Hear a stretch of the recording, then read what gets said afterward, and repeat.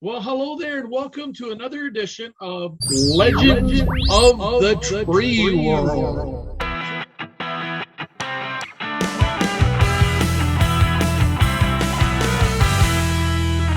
Tonight's special guest is certainly a big catch for us here. Quite frankly, it's a feat just to get this guy to sit still long enough to have a big chat with him. Philip Armando, let's connect the phone lines with beautiful Cashiers, North Carolina, where we meet legendary tree educator Timmy Womick. Hey, Timmy.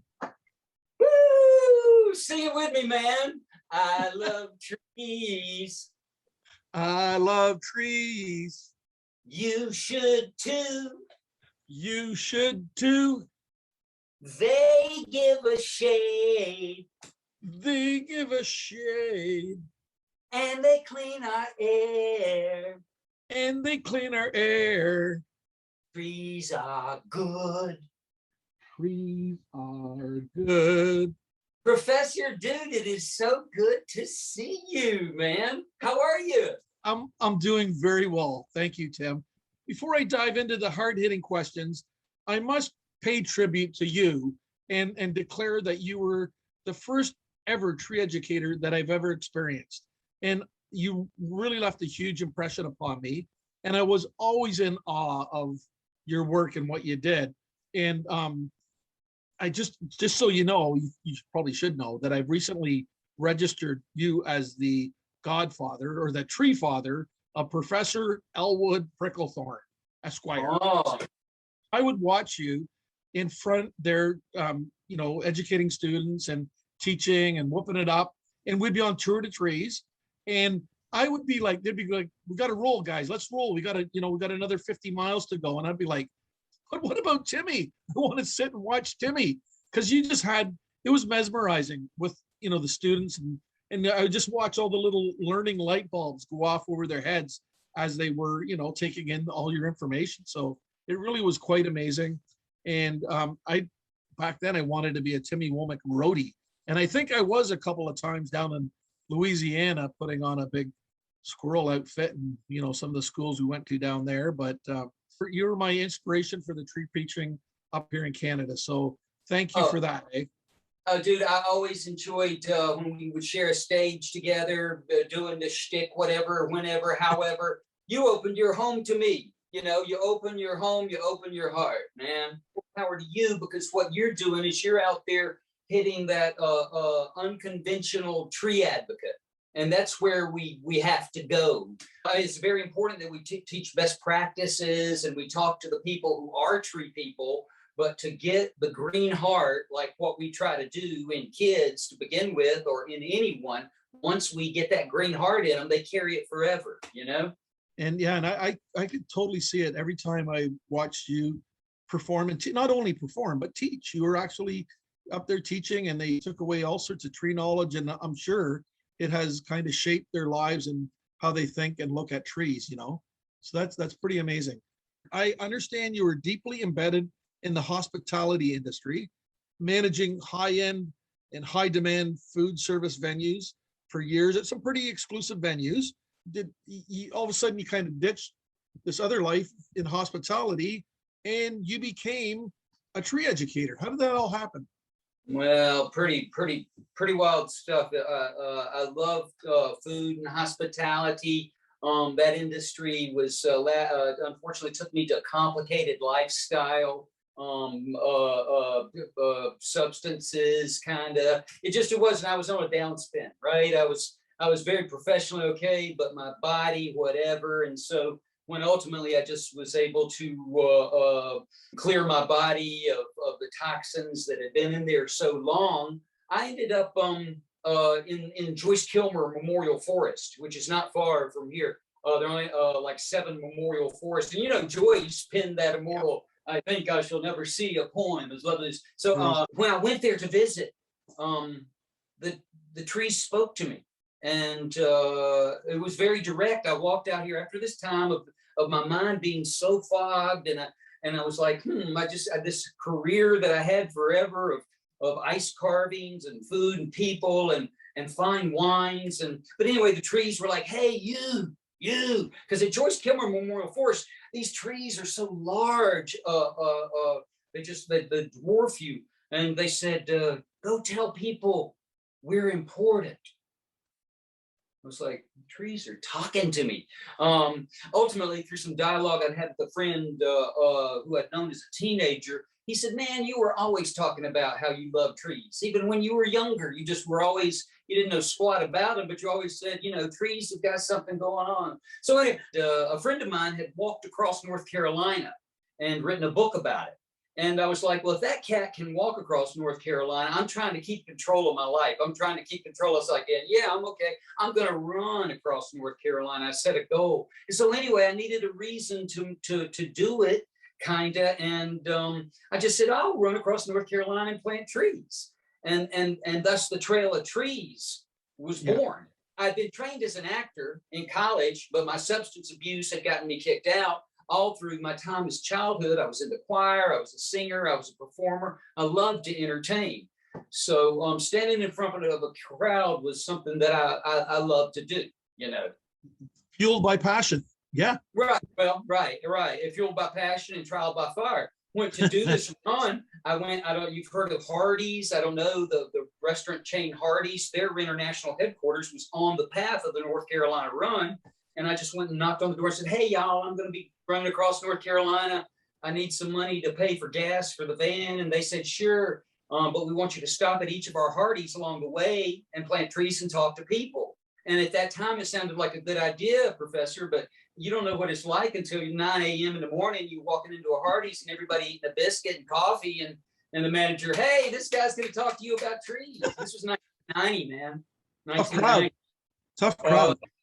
So when you found that passion, Tim, what was the pathway that put you in front of students? On this first run through North Carolina, I had North Carolina governor's office. The second run went through South Carolina, and their governor's office got a little bit more together, and they went through the whole South Carolina school system. And so and then the South Carolina Forestry Commission got in, and then from there we went to, it just more. The next thing I know, I was working for the National Tree Trust as their spokesperson, and was for a decade.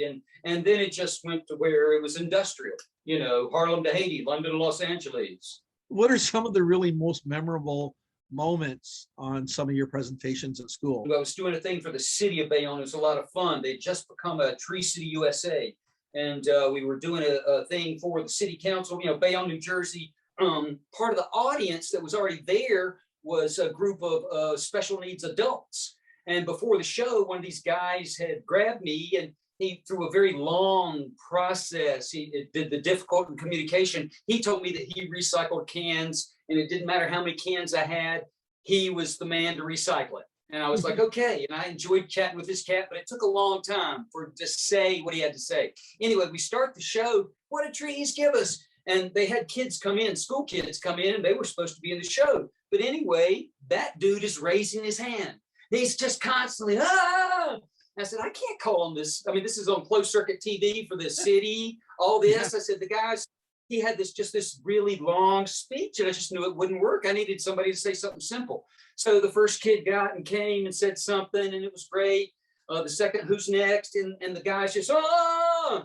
Second, and the third time, I cannot not get him because he's making so much noise now, just in.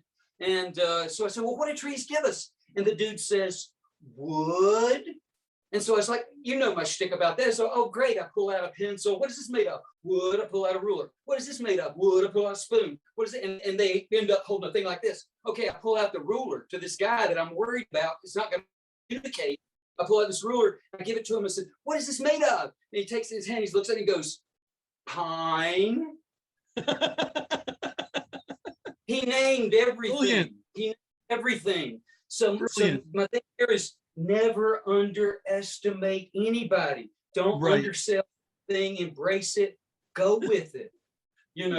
Love that. The one that catapulted me probably most to what I did was before I started working with the National Tree Trust, I was education director for 18 months of L'Enfant Trust and the Trees for the City program in DC. This is before Casey Trees. This is back in the day, right? 1991. And I was trying to get on the other side of DC to this school. And once again, it involves special needs students. But anyway, I was late. I finally got to the school. But when the door opened of the school, the aroma that came out was overwhelming.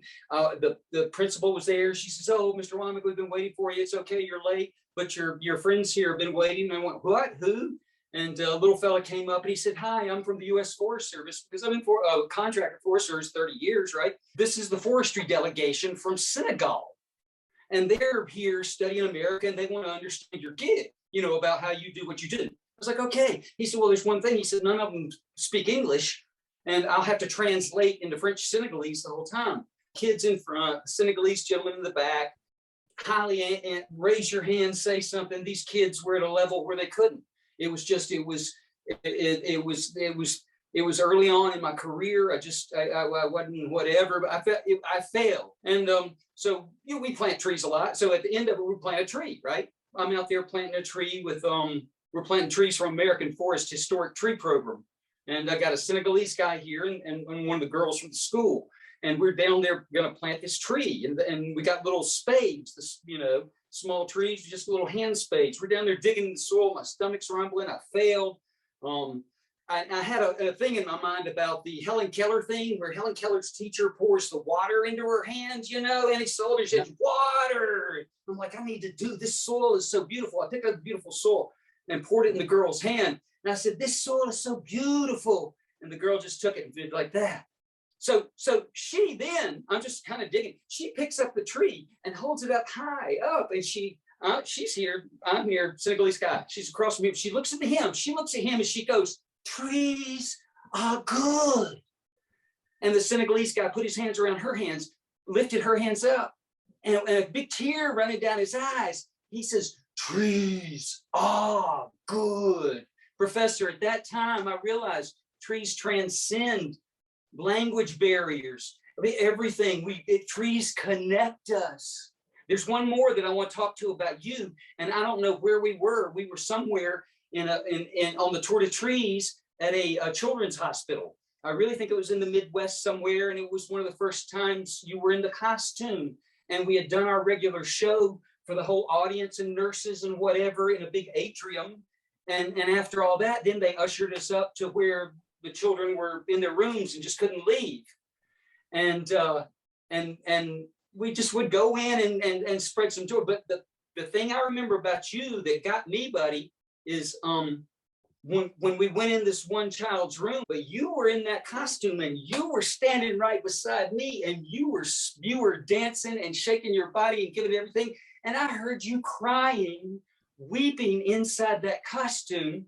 And I knew that you too had two boys of your own. And I knew how you sympathized with that. Yeah. And had it not been for trees, I would not have been able to have that connection with you. The whole thing, the most experiences about trees, the people that I've met, the encounters, it's about the heart, baby. Yeah. And you got it. I'm still connected to that little guy, Andy, from Portland. Yeah. Still connected. Yeah. And he's doing really, really well. So it's when I plant trees, one of the highlights always is the little tree blessing. I'm going to call it the Tour de Tree tree blessing that you had propagated many years ago. You had planted this little seed, and it's the old grow tree grow, wiggle your fingers. And it became like a blessing and a chant that you led and was picked up by others along the way. And I know that when we would leave Tour de Trees and go back to Toronto Island, plant a tree, and I'd always say, we got to do this because it works. Like it takes the energy and puts our energy into the tree and the roots and all this stuff, right? So we'd often do that.